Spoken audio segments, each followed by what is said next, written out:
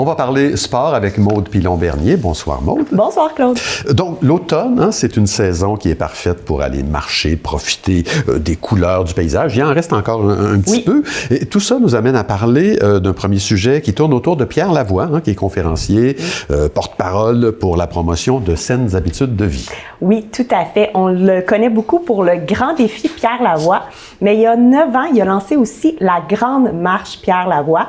Donc, toutes les régions du Québec peuvent participer en créant des événements. Cette année, ça a eu lieu du 13 octobre au 16 octobre. Puis, on tient à féliciter les villes aussi qui se sont impliquées dans les Laurentides, dont justement Boisbriand, Blainville, Sainte-Anne-des-Plaines et Mirabel. Donc, c'est plus de 100 000 personnes qui marchent et qui s'inscrivent, puis qui récoltent des fonds pour la bonne cause, là, la recherche des maladies héréditaires et tout. Il s'implique beaucoup, là, Pierre. Donc, c'est vraiment une bonne activité en famille à faire. Oui, M. Lavoie fait beaucoup de choses et il vient notamment de lancer un livre. Vous l'avez apporté avec vous, vous l'avez lu, vous l'avez beaucoup aimé, je pense. Oui, exactement. J'ai pas encore terminé, mais oui, je me le suis procuré à la bibliothèque de Sainte-Thérèse. Puis, Faut que ça bouge. C'est coécrit avec Jean-François Harvey, qui est kinésiologue. Puis, ça parle justement de la situation présentement au Québec sur les jeunes et la relation avec le sport puis l'activité physique.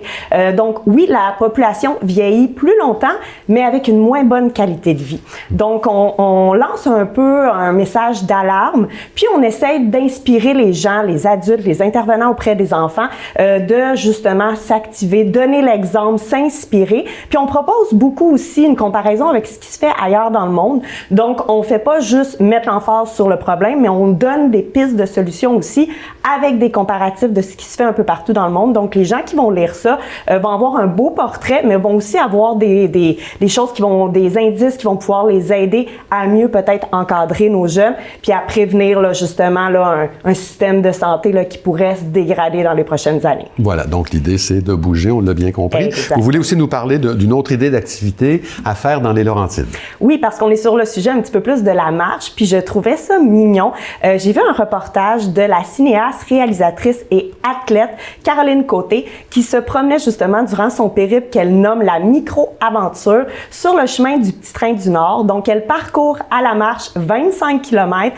Elle nous propose, bien sûr, des merveilleux paysages, mais elle nous indique aussi d'apporter notre tente puis qu'on peut justement camper puis participer vraiment pendant 1 à 2 journées à ce périple-là, puis s'alimenter auprès des commerces locaux. Donc, elle nous fait vraiment découvrir là, notre belle région. Puis, on est très heureux qu'elle ait choisi là, le chemin du Petit Train du Nord dans les Laurentides pour présenter ce reportage-là. J'invite tous ceux qui sont amateurs ou intermédiaires à la marche à relever ce petit défi-là. On parle de quelques jours seulement, mais qui peut aller un peu plus au-delà de la simple randonnée d'une journée. On fait vraiment un périple, donc ça peut être vraiment le fun là, à parcourir. Oui, c'est ça. Marcher, c'est vraiment à hauteur d'humain. Ça nous permet de mieux apprécier les choses qu'on voit. Exactement. Ce sont de très belles suggestions. Maude Pilon-Bernier, merci beaucoup. Merci Claude.